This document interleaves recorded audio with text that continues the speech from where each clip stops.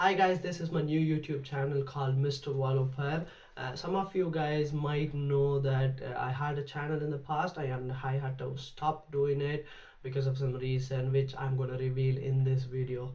So this channel Mr. Wallopper will have informative content and entertainment as well. Obviously any channel should have an entertainment content so it is not boring for viewers like you. So I'll be revealing some of the information which is absolutely necessary for anybody to learn who come into the UK for studies or to work in the UK. So that's all about this channel, and you'll be seeing more videos quite often, and you will understand how this channel is and all, because I'm trying to figure out, because this is my brand new channel. So slowly I'll reveal every single thing which I am planning to do. Okay, so to introduce about me, my name is Satish. I am from India. I came into the UK in the year 2018 to study Masters in Business Administration. I studied in Edinburgh, Scotland, which is in the northern part of the UK.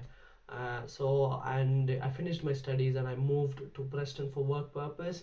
I live in Preston at the moment. Preston is very nearby Manchester and Liverpool, because Manchester and Liverpool is very famous and people would know Manchester and Liverpool, and Preston is very close to it. It's just for people who lives outside the UK and have absolutely no idea about the UK. Obviously, anybody else who lives in the UK must know Preston. Preston is in the central part of the England, so I live here. I moved here before 9 months for work purpose, I would say.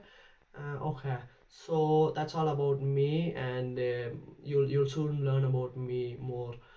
So the reason for me stopping the YouTube channel before was when I came into the UK, I came into Tier 4 General Student Visa. So the student visa has a restriction that you are not supposed to start, own, or involved in any kind of self-employment. That's why I was a bit scared, because it was illegal to own a business, and YouTube obviously comes under self-employment. That's why I stopped doing the YouTube videos. So today's video is going to be a little bit interesting for students who are looking for opportunities, who already work in a care sector, which is a healthcare sector. So today's video is going to be about learning things on senior carer visa. That's what people call it commonly here, but the actual term is health and care worker visa. So we're going to learn about this health and care worker visa. So what I'm going to do is I'm going to open my computer and go into gov.uk website and open the health and care worker visa and explain you step by step on what is required, what all you need to apply for the visa. And the benefit about this visa is, some people might know and some people might not know. The benefit of having a health and care worker visa is you don't have to pay IHS. IHS is nothing but the insurance you pay for the duration you come into the UK. Either you study or you work or you come in for tour, uh, anything it is, for the duration of your live in the UK, you have to pay an insurance amount which is for your own safety and for safety of the others, and everything covers it. So let's get started.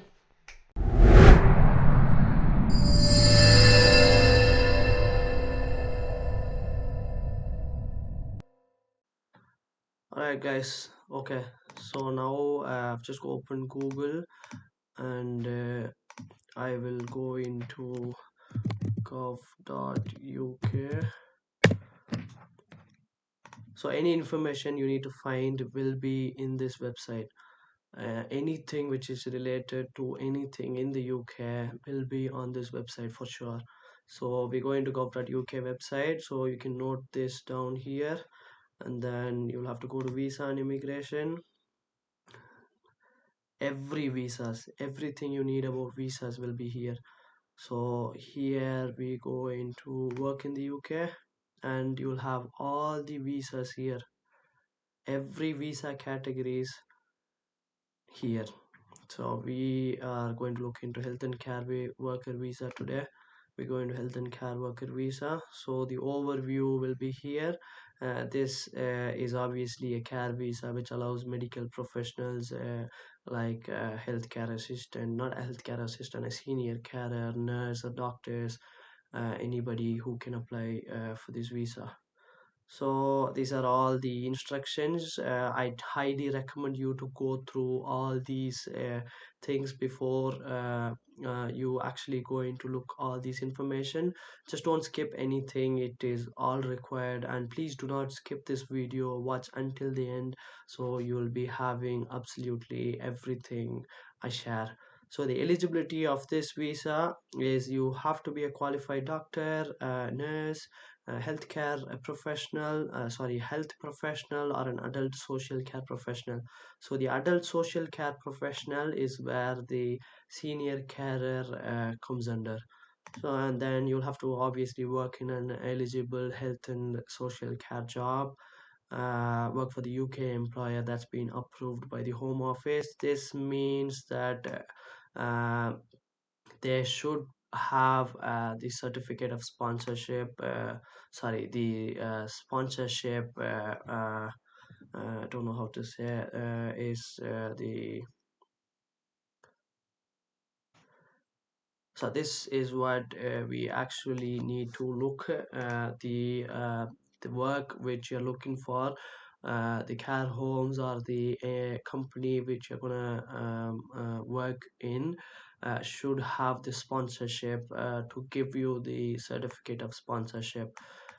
So without this certificate of sponsorship, you won't be able to obtain a visa, any type of visa, which is a skilled worker visa or the health and care worker visa. You need the certificate of sponsorship. This is one of the requirement, guys. Please make a note. Certificate of sponsorship is a mandatory thing. And the second thing is you need to be paid a minimum salary. It depends, it widely depends on what type of work you do, as it is mentioned here. Excuse me. So you can actually go into this, and it comes to healthcare visa again, and it goes to your job eligibility, and the job eligibility, occupation code, and the occupation codes which comes under this visa is all listed here. So occupation code is nothing but the category under which you come. So these are all the categories which comes under this visa, and we today are going to look into the senior care worker visa. Senior care workers are nothing but who worked into a healthcare industry for a long time and become a senior carer who can actually give medication and stuff. So these things I highly recommend you to read everything. So going back to the visa again, I don't want to move out of the topic. So going back to this, knowledge of English, obviously you need to write IELTS, which is International English, IELTS, so it's International English Language Testing System. That's IELTS. So you'll have to prove your knowledge of English either by writing the IELTS and getting a score of more than 4.0. IELTS is graded to an overall mark of 9. So you'll have to get an overall of 4 or more in IELTS, as per my knowledge. Or you will have to successfully finish a master's degree here, which obviously proves that you have the knowledge of English.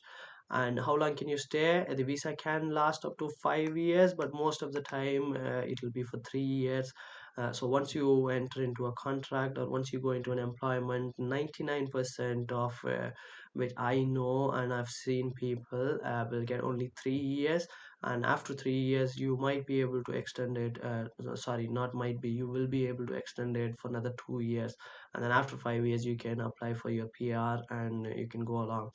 So this is on how to apply outside of UK. Outside of UK is a bit complicated stuff, and I'm not too sure about outside of UK. I can do a personalized video for outside the applying from outside the UK on recommendations, please do comment so I can look into it. So we are going to look into inside the UK and extending your not extending inside the UK and switching from a different visa, because most of the people who apply for this visa, I'm assuming that they will be from a student visa. So how long it takes? It might take up to 3 months. I've seen so many people who have actually applied and are still waiting for their visa to come. So it might take about 3 months, but you don't have to worry. It's just a basic check they will do, and because there's too many people applying on this visa, it's getting delayed. There's no need to panic or no need to worry. You just have to apply and start working, and just have to patiently wait for the visa to come in. So how much it cost is you pay for the application fees and prove that you have enough personal savings, which I don't believe you have to show if you are in the UK. Health and such sorry healthcare surcharge, which I obviously mentioned before. You will not have to pay any health care surcharge, which is the insurance amount. So the things you can do and cannot do is you can take an eligible job, sorry, work in the eligible job, which is obviously the contract which is given, and the certificate of sponsorship, everything will be mentioned there. Take any additional work in certain circumstances. Let's go and check into this additional work. So this additional work can be taken for 20 hours a week, which either should have a same occupation code, like you can go into some other agency or some other care home and ask them if they need an extra staff, and you can help them and take the extra 20 hours, which is obviously based on your wish and will. If you want to take extra 20 hours, you can go ask them if they have any vacancies to work for 20 hours, and you get registered there and you can start working for 20 hours. Or if the work the occupation code is listed in shortage occupation, you can take that job and do, I think it for 20 hours again, because it is clearly mentioned that you can work only up to 20 hours a week in the job, either it is in these two categories. So jumping back to the other sorry, I think I did not mention this. 20 hours a week, if you will be working more than 20 hours a week or in different occupation code, you will need to update your visa. Yeah, this is in case if you want to work in a different place, or if you want to switch over to visa or do something else, you'll have to update your visa or get a new certificate of sponsorship and then change your visa. Or in very rare circumstance, you can explain why you are doing this job and then get the permission to work anywhere else. So going back to this visa, you can do voluntary work. Sorry, you can do voluntary work, any type of voluntary work which is unpaid, which you like working for charity or anything you like doing it. You can do take that kind of work, but paid, it should be under those two circumstances.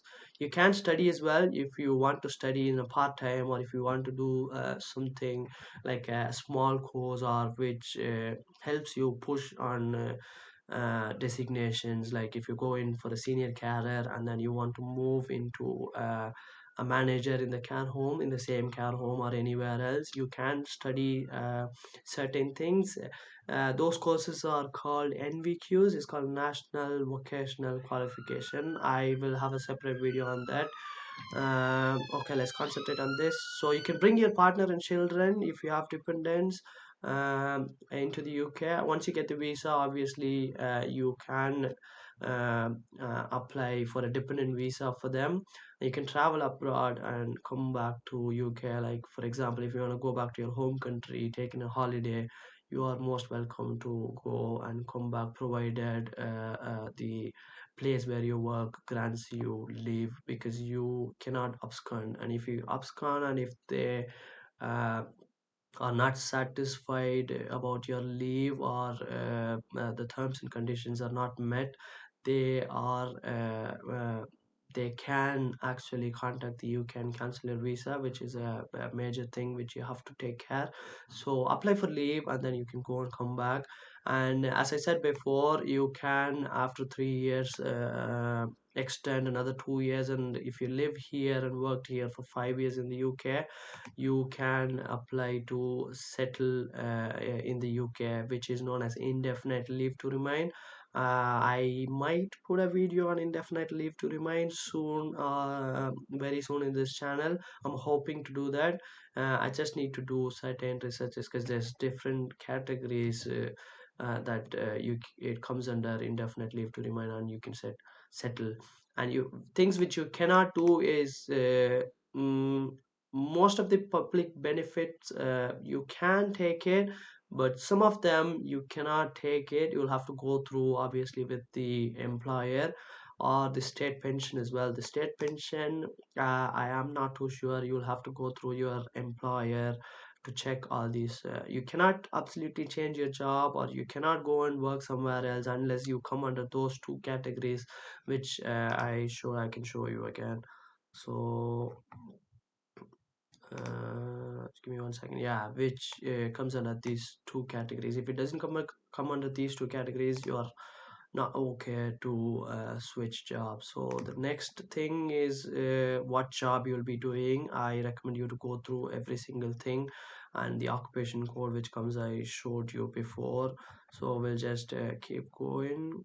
Mm where there here we come into salary requirements. So usually you should be paid at least 25 600 per year, or 10 pounds and 10 pence per hour. So most of the places where I've heard and I've seen people applying, they give 10 pounds and 10 pence, sorry, 10 pounds and 10 pence per hour. So it's very rare for you to get this amount, but 99.99% you will be getting this. But if you're lucky, and if the employer is quite good, if your employer is very satisfied with your performance on the interview, there are chances for you to get this salary. So it basically depends on you and the employer. So the occupation code, this going rates, which I'll mention when we talk about the skilled worker visa. Here it is just these two things which you have to remember. This going rates is nothing but for each and every occupation code, there will be a going rate which needs to be satisfied for you to apply that visa. So for example, if you're a software engineer and the software engineer's going rate is somewhere about 29k or 28k or 30k, if your salary is less than that, you won't be able to apply for the visa because one of the visa's category is not met. And this is also related to the going rates. You can be paid a little less sometimes if your job is in shortage occupation, or if you just studied and if you're switching to a skilled worker visa from the student visa. You can be paid between 70% to 90% of the usual going rate. So your salary generally should come somewhere at least about 20,480 per year. So these things I highly recommend you to go through. I would say you definitely have to go through every single thing which is in this the gov.uk website, so you'll have a better understanding. Obviously I'm just going through just certain important things. I cannot go through everything, because if I go through everything, the video will be like for half an hour or 40 minutes, which will be a headache, and nobody will definitely watch every single thing. So I highly recommend you to go through this. And if you're under 26 and studying or a recent graduate, this is a main benefit, because I've seen many people switch over to a different job and get the job easily, because they are under 26 and recent graduate, so they can be paid only 70%. For example, if you're just for example, if your salary is going rate is mentioned as 10k, you can get 7k and go through the visa, because you are either under 26 or recently graduated. So this is a good thing for students who recently graduate when they are moving from a student visa to a skilled worker visa, or the healthcare work visa. And other things, I don't think it's just mandatory. And knowledge of English, as I mentioned earlier, it has to be 4. I'm guessing it should be more than 4.0 out of 9 for the IELTS, or you can keep your master's degree and use this NARIC to prove your English. So let's just keep going, and these are the countries from which if you come, you don't have to prove your English, obviously, because these countries have their national language. The most common speaking language is English. For example, US, everybody speaks English, so you don't have to prove your English when you come from US. So the cost of this visa is, when you apply for this, I'll just read out. When you apply for the health and care worker visa, you'll have to have enough money to pay your application fees and support yourself when you arrive in the UK, which is this. We don't have to look at this, because if you live in the UK for 12 months or more, if you live in the sense, if you have a student visa or if you have any other visa, and if you were in the UK for the last 12 months, you don't need this amount. So for example, if you're studying and then if you want to move to this visa or any skilled worker visa, you don't have to prove this money. You just need the application fees. The application fees will be 232 per person for up to 3 years. Most of the applications will be for 3 years. The contract you get will be for 3 years. If you're lucky enough, you will get for 5 years, and if you get for 5 years, it's 464 per person. I highly recommend you to ask the employer to give you 5 years, because if they give you 5 years, it's just one shot. You get the contract, work for them for 5 years, and then apply for indefinite leave to remain and stay in the UK. If it's for 3 years, after 3 years, you will have to again apply and extend your visa for another 2 years or 3 years to get your ILR, which is indefinite leave to remain. And we don't have to look for this, because if you are in the UK, if you lived in the UK for last 12 months, you don't need money to support yourself.